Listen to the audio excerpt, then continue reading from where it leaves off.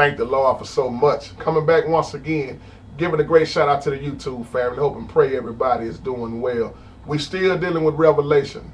Now in this video, I want to talk about Matthew 24, Mark 13, and Luke 21, and how they all saying the same thing, and it's compared with the seals in Revelation chapter 6. So I want to call this video the seals and the New Testament prophecies.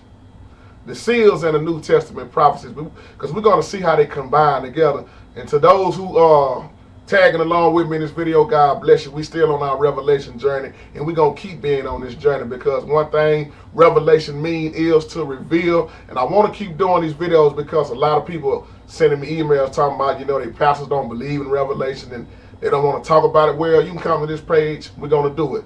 Not to say I know it all, but for God to get all the glory and help somebody who want to learn. So to those who got their pen and paper in their Bible, I'm going to go a little bit slow so you can write these verses down.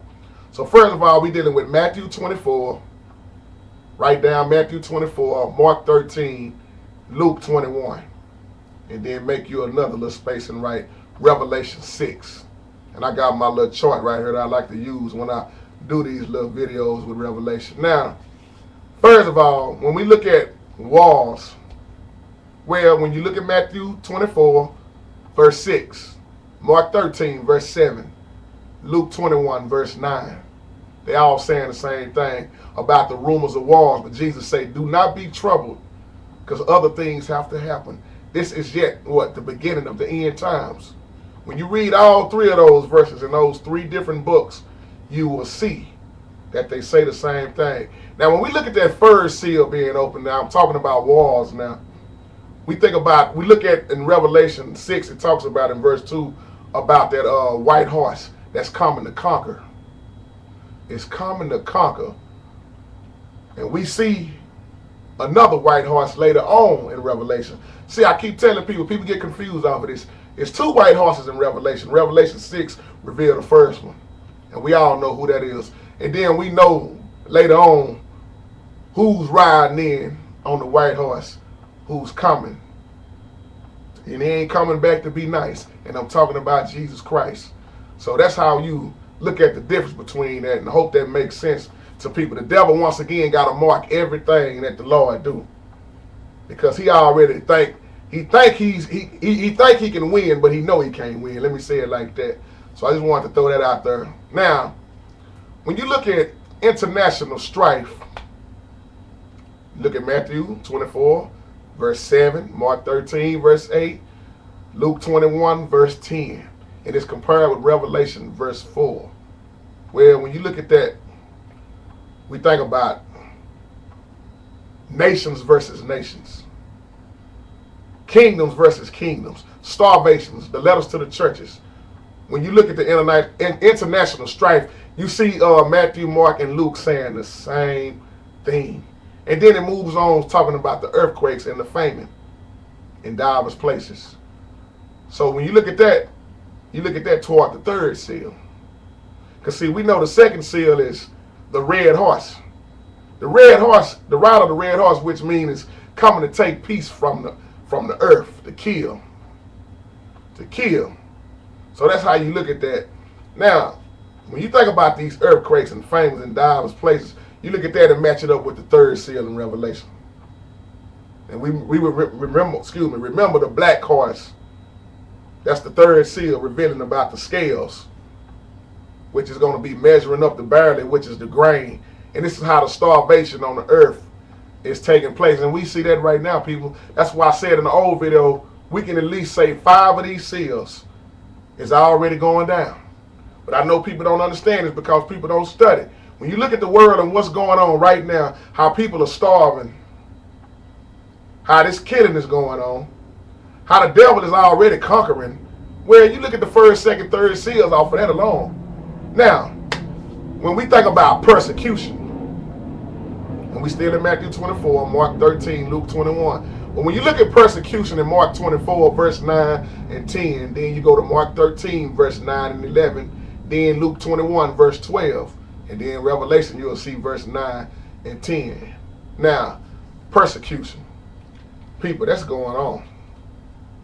And when you look at Matthew 24, all of them say the same thing. I'm calling out all these the same 3 books, but they saying the same thing. So I can just really just say Matthew, because you read these verses I'm giving you, they the same thing. Well, when you look at the persecution, then I believe in Matthew 24, verse 9 and 10, it tells you about being delivered up. You will be delivered up, and they will kill you. You will be hated on by nations because of my name's sake. People gonna betray one another. You see what I'm saying? So when you think about that, and then you compare all of them, and then you look toward the 5th seal. Remember what happened in the 5th seal when I kept saying after they were slain for the word of God, and they was crying out, how long? Because we know the 4th seal was the pale horse that came to kill with hunger. Now, when you compare all of these scriptures together, you see what I'm saying right here. There is nothing new under the sun. Mark 24, Mark 13, Luke 21, the book of Ezekiel, the book of Daniel, all of these things ties in together. Old Testament and New Testament goes right in together. And then you look at the gospel being preached. Now I'm talking about Matthew 24, verse 14. Well, you think about those who was under the altar, they was given white robes. And remember they said, how long, O Lord, is it going to be before you come back and pretty much redeem us, get those who killed us? And the Lord told him it was going to be a little bit while longer, didn't he? But see, people ain't going to never hear this. Now the question is this done already happened? See, remember Revelation is past, present, and future. Now you got to determine your outlook on Revelation, because everybody's outlook ain't the same on Revelation. That's why it's past, present, and future. That's why people do believe in the rapture happening ahead of time. But me, I don't, because I look at what's going on right now. How Christians are being killed, how all of these things are taking place, and there is nobody being raptured out right now as we are speaking and seeing these things happen. But not to jump off in no debate or nothing about the rapture. So I just want to throw that out there. Now, when you look at the eclipse and the falling stars, when you look at Matthew 24 and 29, which we all know that, what did that say? It says, immediately after the tribulation of those days, then the sun will be dark and the moon will not give her light. Stars shall fall from heaven. Powers of heaven are shaken. See, and then when you look at the 6th seal, you understand what I'm talking about. Because when you look in Revelation, it says the same thing.